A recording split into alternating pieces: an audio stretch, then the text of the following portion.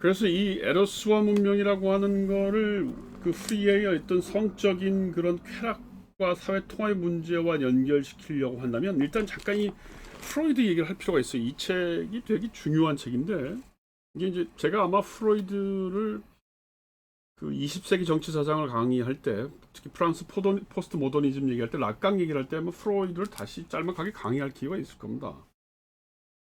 근데 이제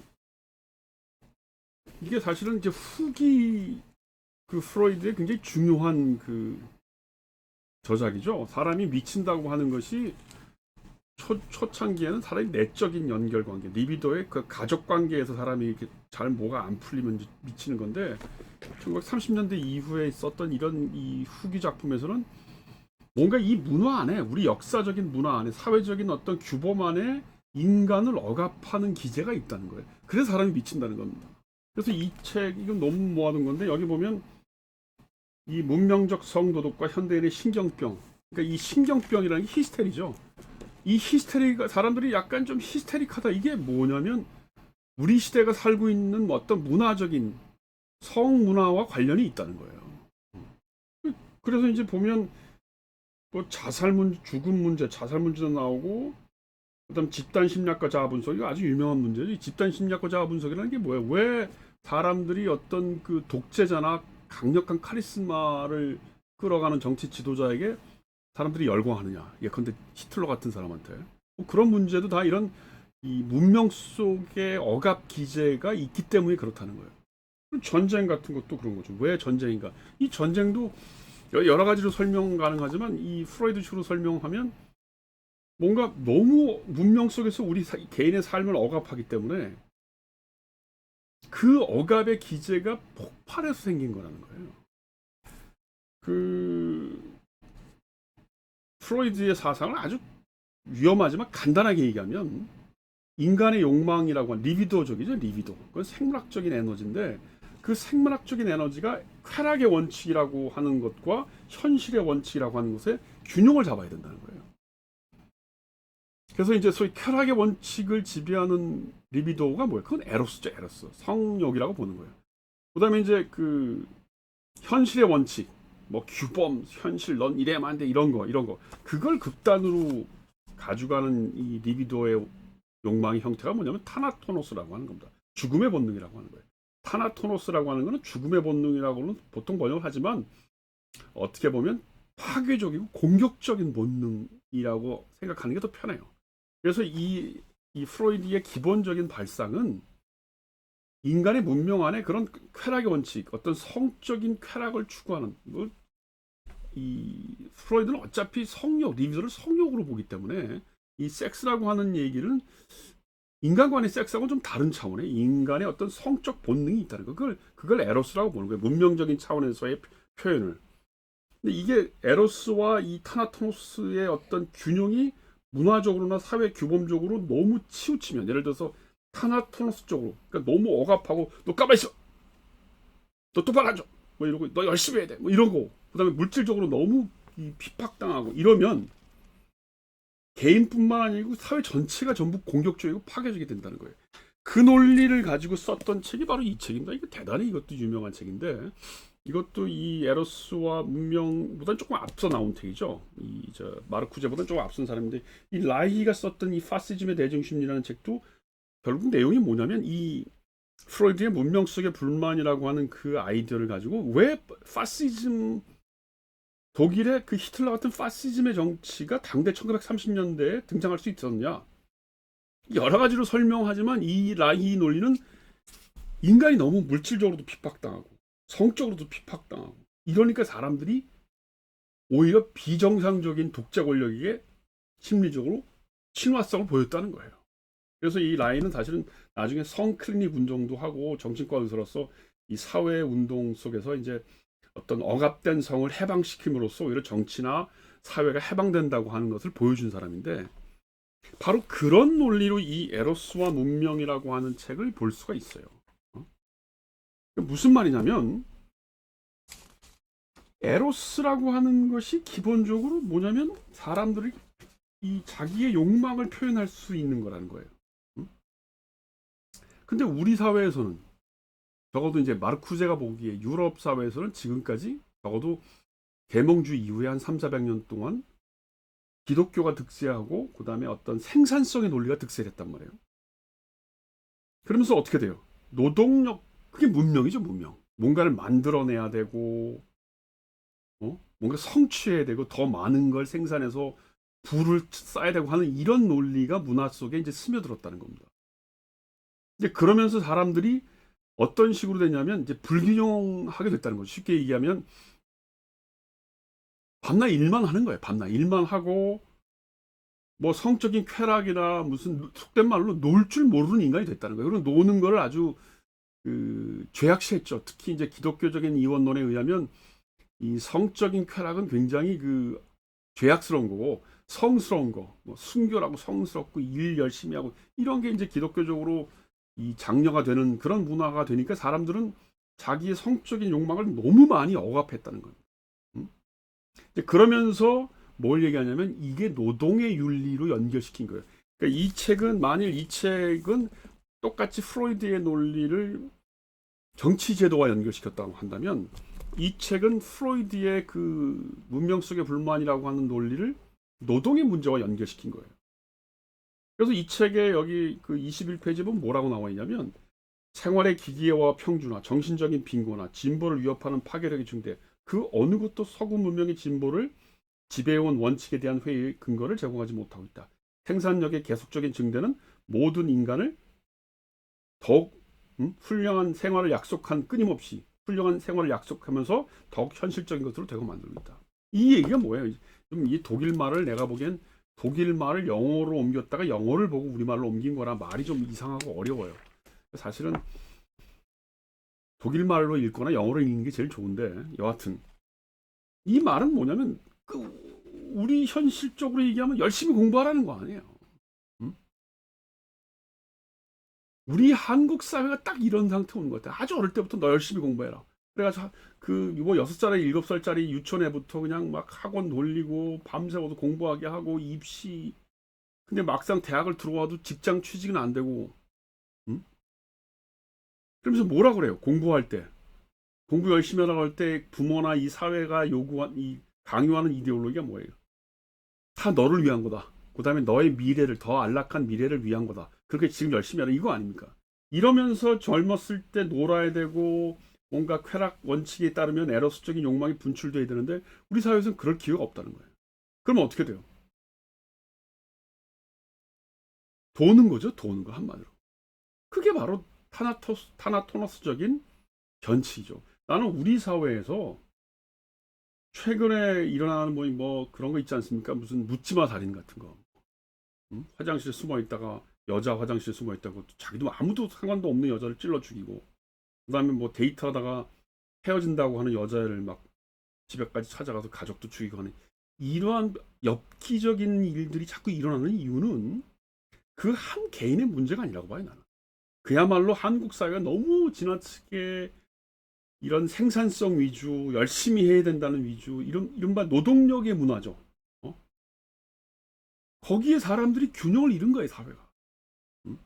나는 그런 의미에서 오늘날의 그런 흉악한 범죄는 무슨 경찰 심리학이나 무슨 범죄 심리학을 한 사람들의 뿐만 아니고 이렇게 우리 같이 나나 우리 조교 선생님 같이 정치 철학을 하는 사람들의 논의도 굉장히 중요하게 좀 받아들여야 된다는 거예요. 이 프로이드의 이 문명 속의 불만, 아니면 이 에러스의 문명에서 마르쿠제가 얘기하는 게 바로 딱 한국 사회에 그대로 적용되는 겁니다. 뭐 너무 열심히 일을 했어.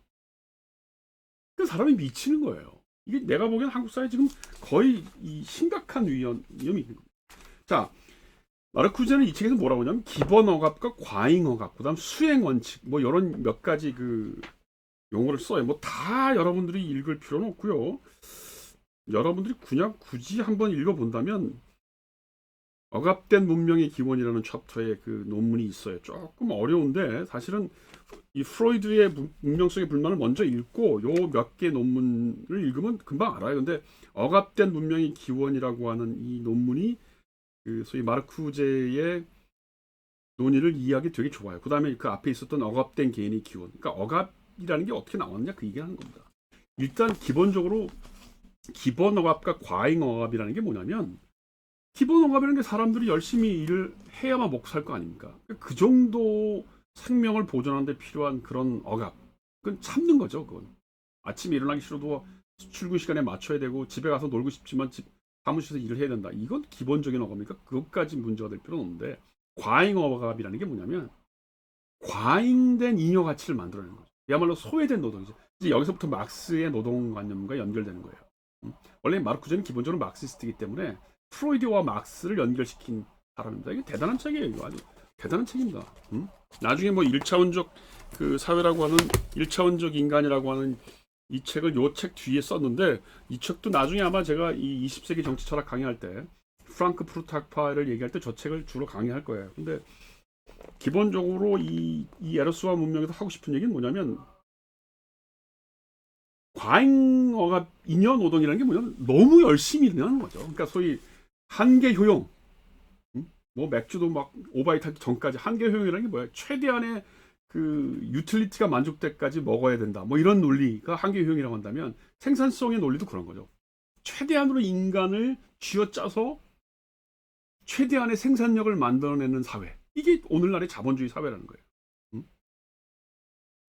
여기 53페이지는 뭐라고 됐냐면, 현실 원칙의 어떠한 형태가 본능에 대한 억압적 조정을 상당한 범위와 정도로 요구함과 동시에 특정한 역사적 제도와 지배의 특정한 이익은 문명된 인간의 공동생활에 피할 수 없는 억압적 조정 위에 부가적 조정을 다시 조입한다. 말이 좀 어렵죠. 억압적 조정 위에 부가적 조정. 그러니까 기본적인 억압은 있는데 거기에 부가적인 조정이 또 있다. 그게 과잉 억압이라는 거예요. 특정한 지배체제에 기인하는 부가적 조정을 우리는 바로 과잉 억압이라고 하는 것이다. 53페이지. 자, 그래서 그냥 좀 슬슬 하고 놀면 되는데, 막 뭐 학생들도 뭐 아침에 뭐 8시부터 9시부터 시작해 들었는데, 막 우리는 좀 더 열심히 해서 좋은 학교를 더 많이 보내는 고등학교가 돼야 돼. 그러면 아침 6시부터 와. 그럼 옆에 학교, 그래, 그럼 우리는 5시 반부터 와. 그래서 애들 때리고 열심히 공부하라고 그래. 그럼 그게 하나의 문화가 되는 거야. 왜 이래야 되는지 잘 몰라. 그냥 열심히 하래. 온 나라가 그렇게 우리나라도 한 5, 60년을 살아온 거 아닙니까? 근데 과거에는 일자리가 많았죠. 대학만 나오면 대체로 다 측정이 되는데, 지금은 그렇게 공부를 하고 일을 해도 일자리가 없다고. 그러니까 어떻게 가만히 생각해보면 참 미친 짓이에요. 내가 교육자로서 미친 짓이라고 말은 좀 표현이 좀 무리가 있지만, 왜 이렇게 열심히 일을 하고 왜 이렇게 열심히 공부를 해야 되는지 곰곰이 생각해보면 좀 이상해. 누구를 위한 공부고 누구를 위한 이 작업 노동이냔 말이에요. 그래서 사실은 제가 그 2020년 10개월 동안 네이버 그 오디오 클립에서 홍성린 교수의 열린 생각이라는 그 타이틀로 교육 문제를 계속 얘기한 것도, 우리 사회가 가야 될 방향 중에 이 교육 문제를 해결하지 않으면 학생들 20대, 30대나 40대, 50대의 장년층이나 방향성을 잃고 있다. 그래서 교육 문제를 제가 얘기했던 게 그런 겁니다. 그래서 과잉 억압이라고 하는 건 너무 많이 일을 해서 오는 것이다.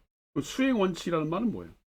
수행 원칙이라는 게 뭐예요? 거기 익숙해지는 삶의 어떤 패턴이 있다는 거예요. 인간이 살아가는 패턴 중에 아침에 일찍 일어나서 열심히 다 공부해. 뭐 학원 다녀야 돼. 이런 게 이제 한번 처음에 싫은데 그걸 시키잖아요. 그럼 자기도 모르게 그냥 그게 받아들여. 그러면서 내가 노는 게 뭔지, 내가 진짜로 행복함을 느끼고 쾌락을 느끼는 게 뭔지를 잘 모르고 그냥 일요일도 나와서 도서관에서 공부하는 거예요. 이런 걸 이제 수행 원칙이라고 하는 겁니다. 여기 보면 이런 에러스와 문명 59페이지에 그런 표현이 나와 있어요.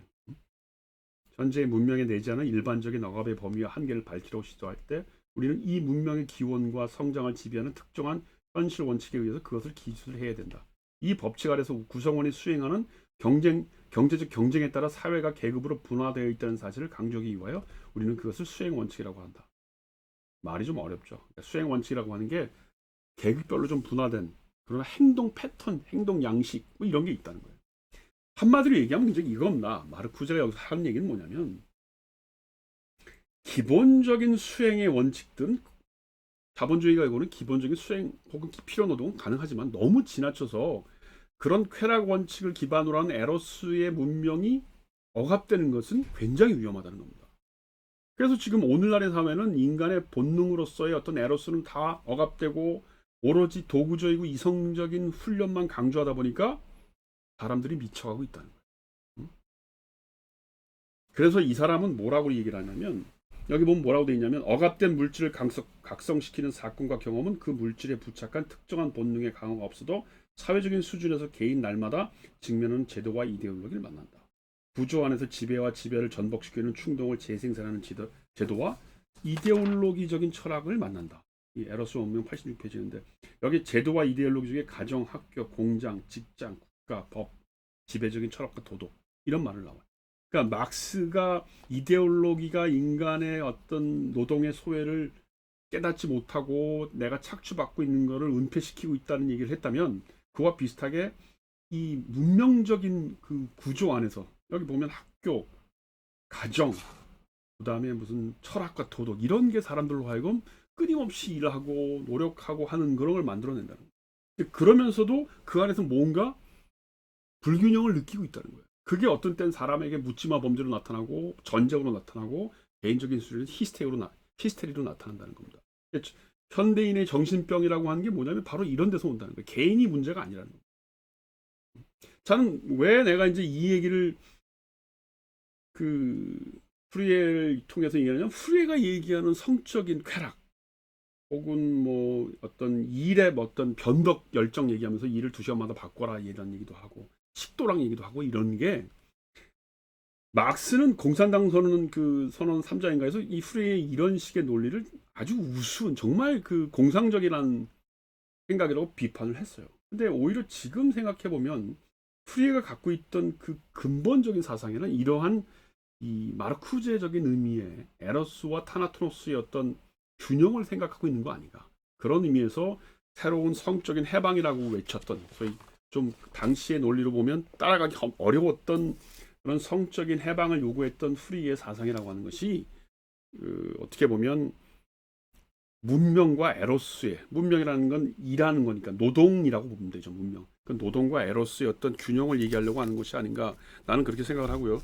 지금 뭐 나중에 다시 20세기 정치학 할 때 하겠지만 마르쿠즈가 썼던 책 중에 이 미학과 문화가 있고 이 해방론이라는 책이 있는데 여기도 보면 뭐라고 그 마르쿠즈가 얘기를 하냐면 진정한 사회를 재건설하려고 이 책이 183페이지입니다. 이 책에 183페이지 보면 사회를 재건설을 하려고 시도할 땐 새로운 감수성과 새로운 의식이 필요하다. 그래서 같이 그 단어, 이미지, 동작, 어조 이런 것들을 포함하는 새로운 감수성이 필요한 말을 해요. 그러니까 예를 들면 새로운 사회 건설이라는 게 뭐예요? 이 당시는 1953년대니까 사회주의를 많이 지향하고 있었죠. 우리가 얼핏 생각하기에 사회주의 그러면 전통적인 마르크시즘의 논리로 보면 분배를 국가가 하고 생산의 결정도 국가가 하는 그런 시스템과 제도를 얘기하는 거라고 생각하지 않습니까? 우리가 자본주의와 사회주의를 구분할 때 가장 먼저 얘기하는 게 그거 아니에요.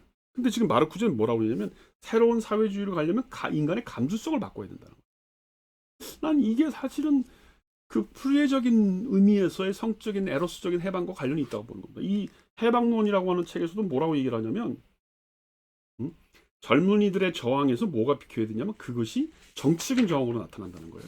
그래서 보면 이 욕망의 대상으로서의 아름다움은 1차적인 본능인 에로스와 타나토노스 영역에 속한다. 그러면서 이 진정한 의미의 해방이라는 게 뭐냐면 그런 에로스와 타나토노스의 균형을 맞추는 것이 진정한 해방이지 우리가 무슨 착취로부터의 무슨 탈출, 뭐 억압 없는 세상 외적인 억압이죠. 억압이라는 게 뭐 경찰, 군대 아니면 자본가로서의 어떤 착취 자꾸 이런 것만 생각하는데 그렇지 않다는 겁니다. 난 그런 의미에서 이 소위 마르쿠제가 주는 에로스와 문명이라고 하는 이 명제가 주는 의미가 오늘 한국 사회에 상당히 의미가 있다고 생각합니다.